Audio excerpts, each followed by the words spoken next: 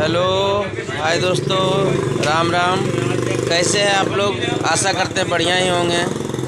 ये मजनू होटल में चाय पीने के लिए रुके हैं। ये झांसी कोटा रोड में है, भोगनीपुर से घूम के।